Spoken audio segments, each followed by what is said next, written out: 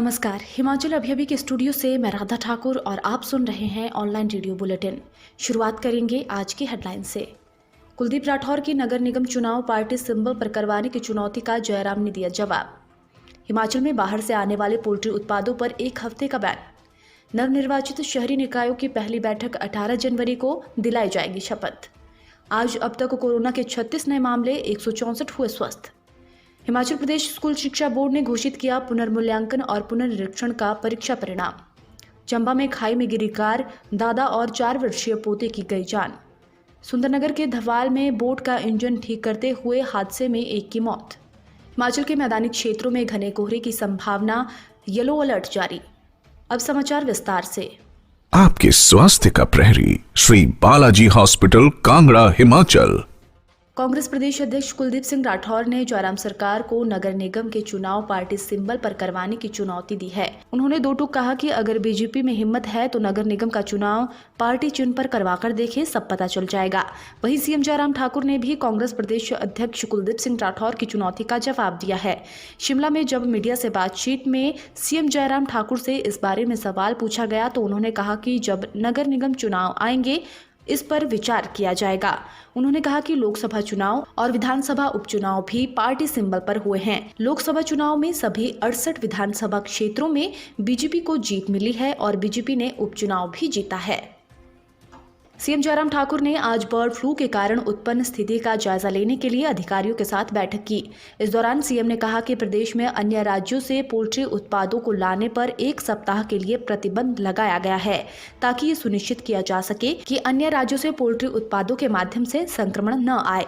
जयराम ठाकुर ने कहा कि अब तक बर्ड फ्लू के कारण 4324 प्रवासी पक्षियों की मौत हो चुकी है। इन पक्षियों को प्रोटोकॉल के अनुसार दफनाया जा रहा है ताकि वायरस के प्रसार को रोका जा सके।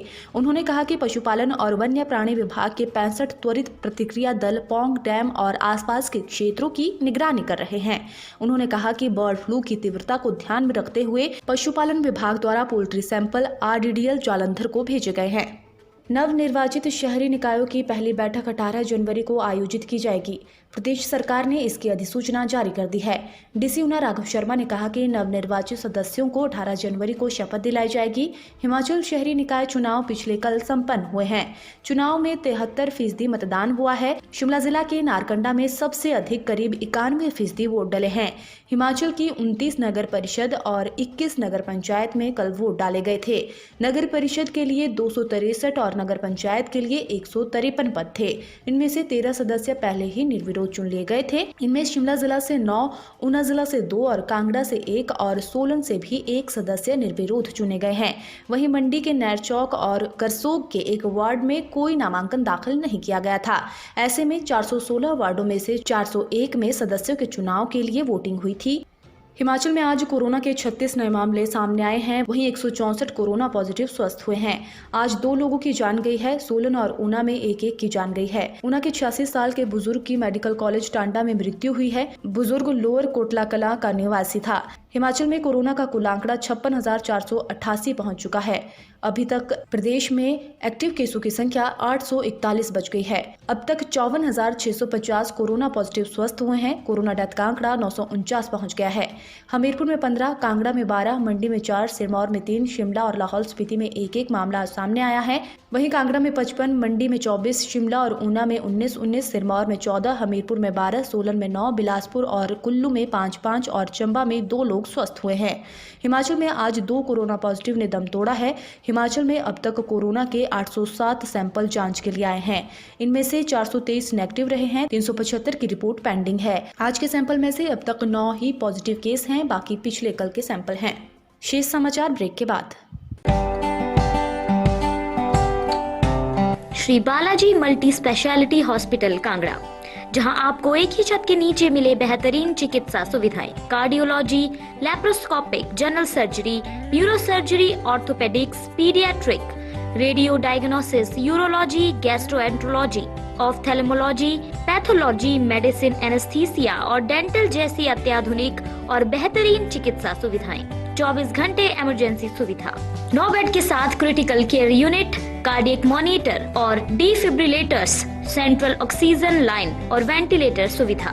हिमाचल प्रदेश के सबसे बड़े निजी स्वास्थ्य सेवा प्रदाताओं में से एक। Shri Balaji multi speciality hospital Kangra राष्ट्रीय स्वास्थ्य बीमा योजना के साथ सूचीबद्ध Shri Balaji multi speciality hospital Kangra BPL परिवारों के लिए अस्पताल में कैशलेस भर्ती होने के साथ ही ईसीएच की भी सुविधा। हमारा पता Shri Balaji multi speciality hospital, Balaji Vihar, Ujjain, Kangra. संपर्क करें 9218411108 पर। Shri Balaji multi speciality hospital Kangra. Himachal Pradesh school शिक्षा बोर्ड ने आज पुनर्मूल्यांकन और पुनर्निरीक्षण का परीक्षा परिणाम घोषित किया है। ये परिणाम सितंबर 2020 में आयोजित की गई 8वीं, 10वीं और जमा 2 की पुनर्मूल्यांकन और पुनरीक्षण परीक्षा का है।